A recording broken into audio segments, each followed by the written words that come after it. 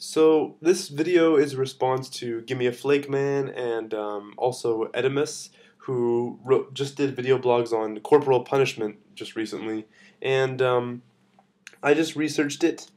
And in my country, Canada, corporal punishment is not legal in school. I guess I really didn't research it enough because I just basically opened the Wikipedia page and didn't read it. But yeah, it's not legal in school. I was never, I never experienced corporal punishment in school, but I think my opinions are a little bit different than Gimmeaflakeman and TheEdamus, who basically said that corporal punishment is okay in some situations. And to give you a little context and background, this is in response to a Japanese uh, athlete. I guess he was a baseball player who was the captain of the team.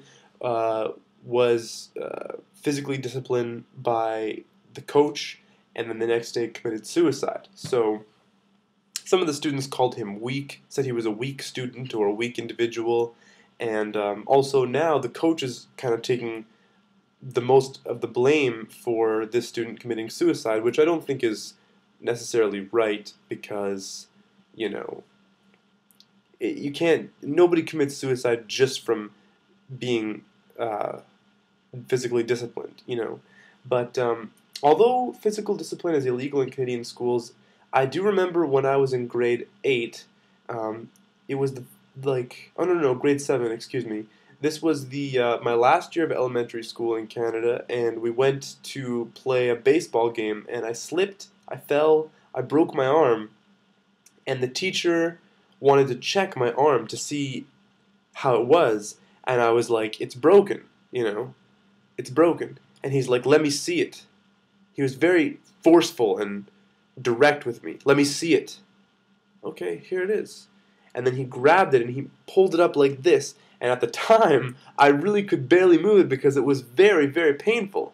And he was moving it in the direction that was causing the most pain. So, I mean, that's not corporal punishment because it wasn't in response to anything I did wrong, but it caused me a lot of pain. And I'll tell you what, I don't forgive that teacher even to this day. Even to this day, I want to go back there and slap that teacher around a little bit for doing that to me because, well, he just didn't have any right to do that. And Gimmeaflakeman and TheEdamus also commented on the type of discipline that they received as children, like in the home and stuff. I think that's kind of a different issue because there's a difference between receiving discipline at home and at school. But, if I could state my opinion would be absolutely I don't believe there should be any form of physical discipline in school. And in the home, I think, it's kind of up to the parent. Obviously, it's kind of a gray area of the law because, well, my opinion is that if the parent is doing it specifically to teach the child a lesson, it's okay. But if the parent is doing it to kind of like in an angry response to something that the child has done wrong, if it's done from a place of anger, it's not right. But if it's done from a place of love and trying to teach the child something, then it's okay. Give me your hand. Bam. That was bad. Okay, that's one thing, but obviously some parents take that way too far. But yeah, the reason I don't think it has any place in schools, and particularly the reason that I don't think it has any place in this situation of the one Japanese kid playing baseball, is because I think, for those students that are playing sports in school, victory and defeat is so much more of a reason to do their best than physical discipline. So, for example, even if the child misbehaves, you can always just kick them off the team. We don't accept that type of behavior on our team. You can no longer compete with us. That has so much more power than slapping the kid. Or hitting the kid on the head or whatever you want to do.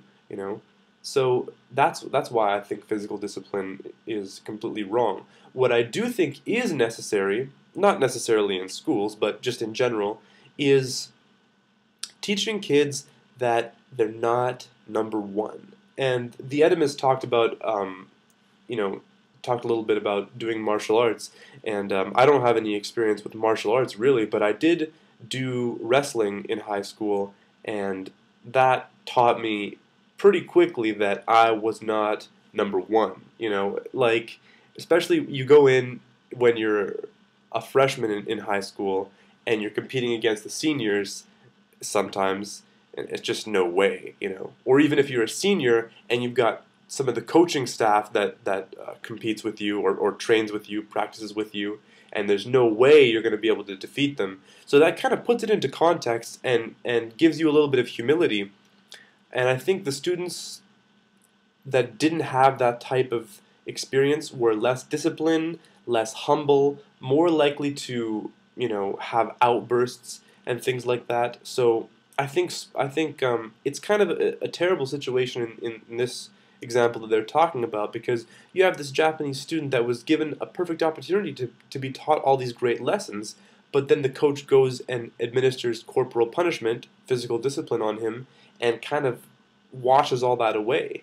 You know, and looking back to when I was in high school doing wrestling, none of my coaches or any of the coaching staff would have ever administered corporal punishment on us, because that's completely out of the realm of what they believed to be helpful. You know, they would wrestle us, and I remember a couple times my coach humiliating me, not in a good way, you know, like turning me upside down and rubbing my belly, and basically just, you know, making it obvious that I had absolutely no way of having success over him. And so, you know, that definitely humbled me a lot in high school. And if there's one thing I feel like I need these days, it's that, because I haven't done it in a long time. But my answer to the corporal punishment thing is, in schools, no, doesn't belong in schools. At home, not really, you know, really, not really. I think there's way more effective ways of getting it done, but if you do it in the right way, I'm not going to complain about it. With that being said, just, you know, we're all smart people here. We're all adults. Let's figure out a better way to get this done. No to corporal punishment. No, the kid didn't commit suicide because of the corporal punishment, but that doesn't justify what the teacher did, and he was dumb for doing it. Dumb, dumb, dumb, dumb.